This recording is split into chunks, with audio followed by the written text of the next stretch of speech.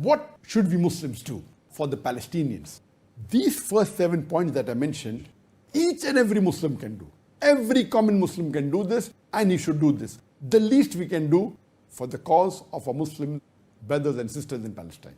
The remaining points, some can do, a few can do, a handful can do, depending upon whom Allah has given capacity. Point number 8 is that all those who have contacts in the mainstream media or influential or own mainstream medias, they should see to it that they condemn the atrocities done by the Israelis on Palestine in the mainstream media. For example, because we have control over Peace TV, and Alhamdulillah, as you may be aware, Peace TV has a reach of 150 to 200 million viewers. At this present time, I'm sure tens of millions of people all over the world will be watching this program. They are watching on the Facebook, on the YouTube, and several million more are watching on the social media. So we should see to it that whatever capacity Allah has given you, see to it that this is publicized on the mainstream media.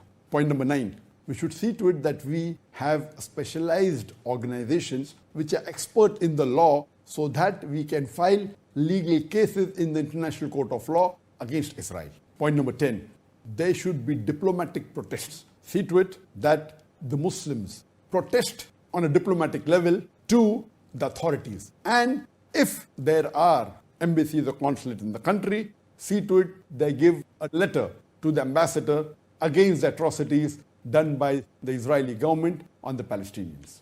Number 11, if the Muslims can get together and we have a trade boycott with Israel, a total trade boycott, see to it that all the Muslims in the world, not only individually do we boycott the goods, all the Muslim countries today, there are 57 Muslim majority countries in the world.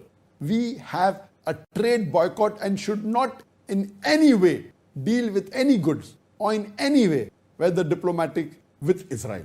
Number 12, we should severe diplomatic relationship. And Alhamdulillah, majority of the Muslim majority countries in the world, they have already severed diplomatic relationship with Israel. Unfortunately, there are some Muslim countries which are majority Muslim countries yet continue or have started having diplomatic relationship. How can we join hands with the killers of the innocent Palestinians? And killing innocent human being is the second major sin in Islam. After shirk, the second major sin is killing innocent human beings. I would request all the 57 majority Muslim countries in the world pass such a law that anyone who supports Israel on ground, in reality, or on the social media should be imprisoned. I know many people are afraid that Israel is supported by superpowers. We fail to realize that we have Allah with us. Unfortunately, as the hadith of the Prophet ﷺ, that a time will come where Muslims will be in large numbers like froth, but they'll be powerless. They'll be just like froth. The numbers are large. The 13th point, that all the Muslims in the world, we should unite. All the countries in the world, we should unite. And as Allah says in the glorious Quran, in Surah Al-Imran, chapter number 3, verse number 103, Allah says, وَاعْتَصِمُوا بِحَبْلِ اللَّهِ جَمِيعًا وَلَا تَفَرَّقُوا. Hold strongly all together to the rope of Allah. That's the glorious Quran and Hadith, and be not divided. We Muslims should be united. The number one uniting factor for the Muslims is the glorious Quran and the Sahih Hadith. Today, the scenario that we have, another important point for all the Muslims in the world to unite, irrespective whichever thought you belong to, whichever school you belong to, whichever country you belong to, is the Palestinian cause. Because Masjid al-Aqsa is important to each and every Muslim in the world. In this war, innocent Palestinians were killed, civilians were targeted, civilian buildings were targeted by jet planes, by bombs. And what is the world doing? Yes, there has been a cry, there has been an objection, but I feel it should be much more.